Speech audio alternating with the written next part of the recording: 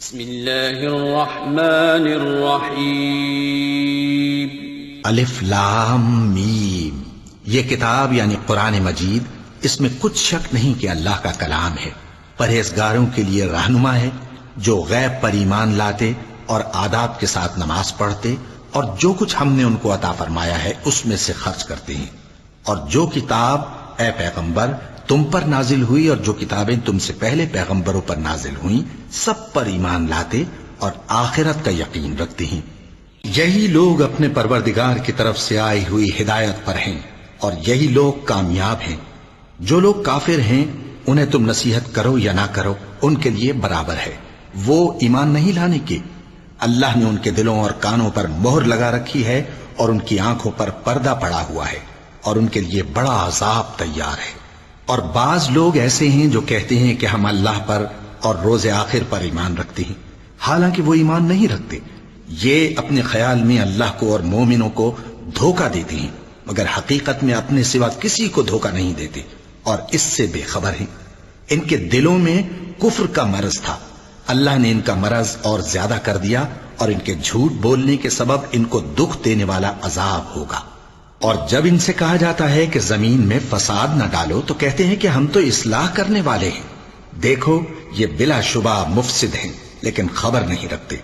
اور جب ان سے کہا جاتا ہے کہ جس طرح اور لوگ ایمان لے آئے تم بھی ایمان لے آؤ تو کہتے ہیں بھلا جس طرح بے وقوف ایمان لے آئے ہیں اسی طرح ہم بھی ایمان لے آئیں۔ سن لو کہ یہی بے وقوف ہیں لیکن نہیں جانتے۔ اور یہ لوگ جب مومنوں سے ملتے ہیں تو کہتے ہیں کہ ہم ایمان لے آئے ہیں، اور جب اپنے شیطانوں میں جاتے ہیں تو ان سے کہتے ہیں کہ ہم تمہارے ساتھ ہیں، اور مسلمانوں سے تو ہم ہنسی کیا کرتے ہیں۔ ان منافقوں سے اللہ ہنسی کرتا ہے اور انہیں مہلت دیا جاتا ہے کہ شرارت و سرکشی میں پڑے بہک رہے ہیں۔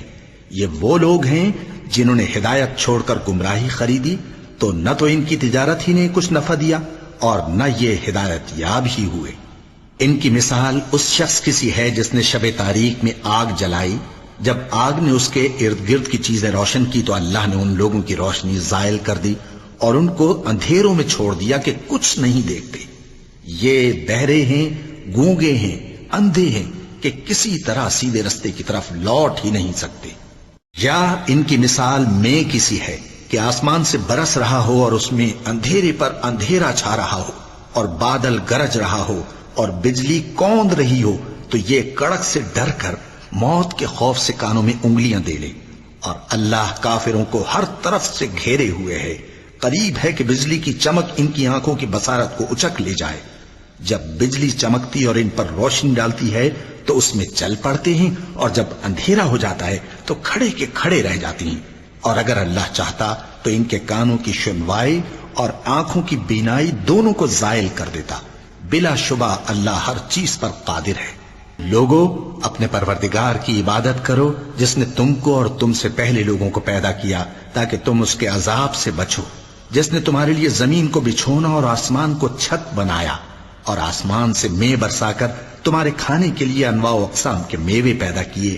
پس کسی کو اللہ کا ہمسر نہ بناؤ اور تم جانتے تو ہو۔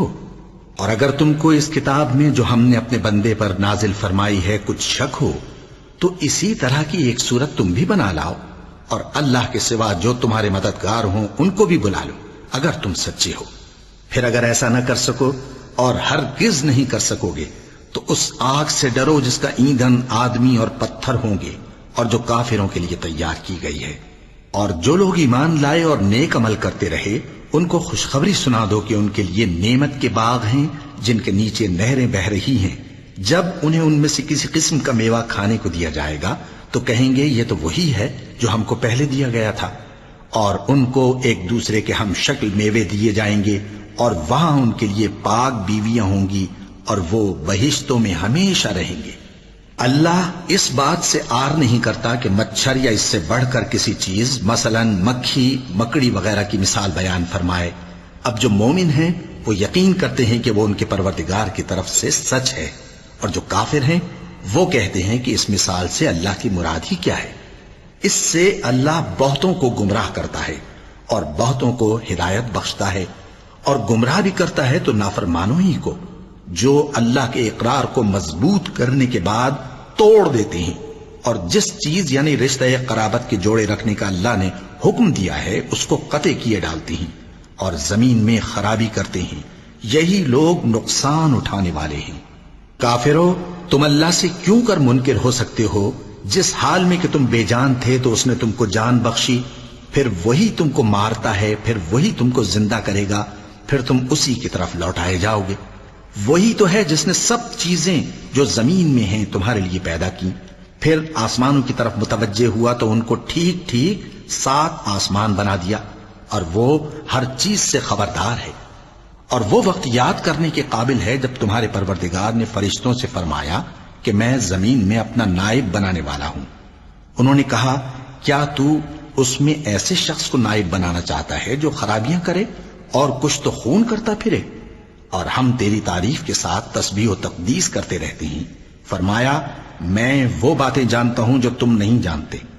اور اس نے آدم کو سب چیزوں کے نام سکھائے، پھر ان کو فرشتوں کے سامنے کیا اور فرمایا کہ اگر سچے ہو تو مجھے ان کے نام بتاؤ۔ انہوں نے کہا، تو پاک ہے، جتنا علم تو نے ہمیں بخشا ہے اس کے سوا ہمیں کچھ معلوم نہیں، بے شک تو دانا ہے، حکمت والا ہے۔ تب اللہ نے آدم کو حکم دیا کہ آدم، تم ان کو ان چیزوں کے نام بتاؤ۔ سو جب انہوں نے ان کو ان کے نام بتائے تو فرشتوں سے فرمایا، کیا میں نے تم سے نہیں کہا تھا کہ میں آسمانوں اور زمین کی سب پوشیدہ باتیں جانتا ہوں، اور جو تم ظاہر کرتے ہو اور جو پوشیدہ کرتے ہو سب مجھ کو معلوم ہے۔ اور جب ہم نے فرشتوں کو حکم دیا کہ آدم کے آگے سجدہ کرو تو وہ سب سجدے میں گر پڑے، مگر شیطان نے انکار کیا اور غرور میں آ کر کافر بن گیا۔ اور ہم نے کہا کہ اے آدم، تم اور تمہاری بیوی بہشت میں رہو اور جہاں سے چاہو بے روک ٹوک کھاؤ پیو، لیکن اس درخت کے پاس نہ جانا، نہیں تو ظالموں میں ہو جاؤ گے۔ پھر شیطان نے دونوں کو اس درخت کے بارے میں پھسلا دیا اور جس عیش و نشاط میں تھے اس سے ان کو نکلوا دیا۔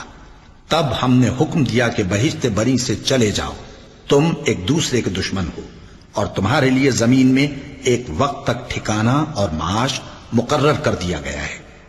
پھر آدم نے اپنے پروردگار سے کچھ کلمات سیکھے اور معافی مانگی تو اس نے ان کا قصور معاف کر دیا۔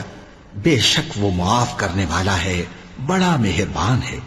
ہم نے فرمایا کہ تم سب یہاں سے اتر جاؤ، جب تمہارے پاس میری طرف سے ہدایت پہنچے تو اس کی پیروی کرنا، کہ جنہوں نے میری ہدایت کی پیروی کی ان کو نہ کچھ خوف ہوگا اور نہ وہ غمناک ہوں گے، اور جنہوں نے اس کو قبول نہ کیا اور ہماری آیتوں کو جھٹلایا وہ دوزخ میں جانے والے ہیں اور وہ ہمیشہ اس میں رہیں گے۔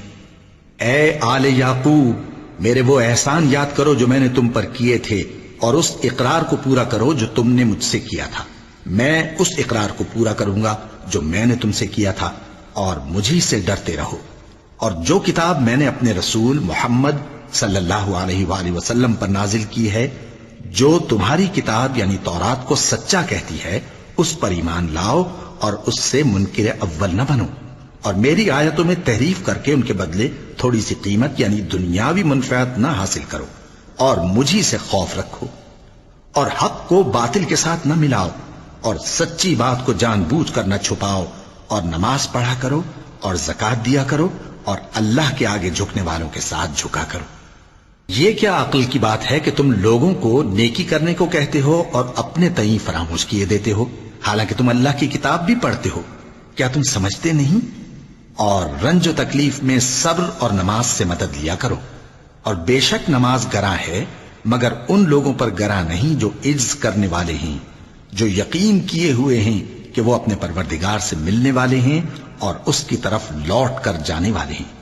اے یعقوب کی اولاد، میرے وہ احسان یاد کرو جو میں نے تم پر کیے تھے، اور یہ کہ میں نے تم کو جہان کے لوگوں پر فضیلت بخشی تھی۔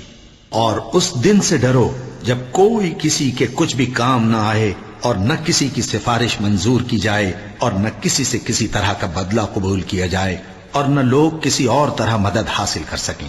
اور ہمارے ان احسانات کو یاد کرو جب ہم نے تم کو قوم فرعون سے نجات بخشی۔ وہ لوگ تم کو بڑا دکھ دیتے تھے، تمہارے بیٹوں کو تو قتل کر ڈالتے تھے اور بیٹیوں کو زندہ رہنے دیتے تھے، اور اس میں تمہارے پروردگار کی طرف سے بڑی سخت آزمائش تھی۔ اور جب ہم نے تمہارے لیے سمندر کو پھاڑ دیا، پھر تم کو تو نجات دی اور فرعون کی قوم کو غرق کر دیا، اور تم دیکھ رہے تھے۔